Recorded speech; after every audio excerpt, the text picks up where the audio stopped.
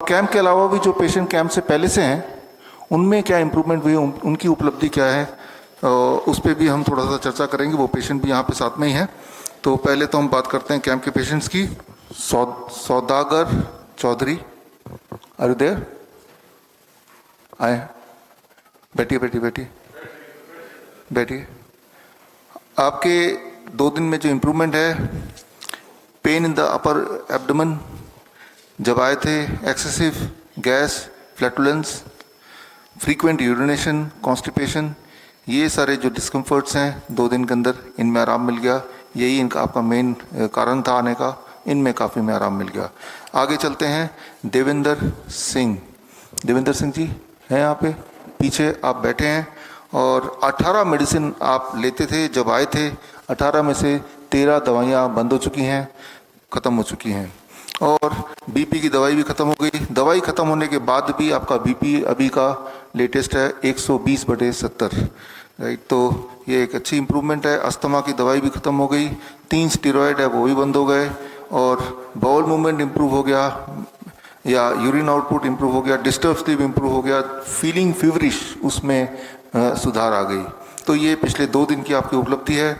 अगला पेशेंट पे चलते हैं हम। कविता यादव है यहाँ पे? कविता, हाँ है ना, ठीक है। कविता जी इधर बैठे हैं। और आप जब आए थे, सडन एंड इमीडिएट डिफिकेशन, यानी कि बार बार पोटी जाना अचानक से, और पेशाब का भी यही हाल, और after meal pain in the body, gas, acidity, ये सारे आपके मुख्य समस्या थे। अब ये समस्या, गैस भी चली गई, बार बार पोटी जाने की समस्या चली गई, पेन अभी भी है, वो भी थोड़ा ठीक हो जाएगा। 4 दवाइयाँ लेते थे, चारों की चारों बंद हो गई, और एसिडिटी में भी इम्प्रूवमेंट है। ये आपकी 2 दिन में 48 आवर्स की उपलब्धि है। आगे चलते हैं। पेशेंट दिनेश शर्मा, दिनेश शर्मा जी हैं यहाँ पे? आप हैं, इधर बैठे हैं। दिनेश शर्मा जी का लंप इन द ब्रेस्ट, जो आपकी मुख्य प्रॉब्लम है, जिसमें पेन और टेंडरनेस था, इसमें आराम मिला, कमी आई है। और बीपी की दवाई बंद हो गई आपकी? बीपी की दवाई बंद हो गई इनकी 2 दिन के अंदर, और बीपी की दवाई बंद होने के बाद आज की बीपी इनकी 130/70 है, बिल्कुल ही नॉर्मल है, अच्छी बात है। अगले पेशेंट पे चलते हैं। जस्मीन प्रवीण, आप हैं Jasmine Praveen? Are you there? नहीं है या है?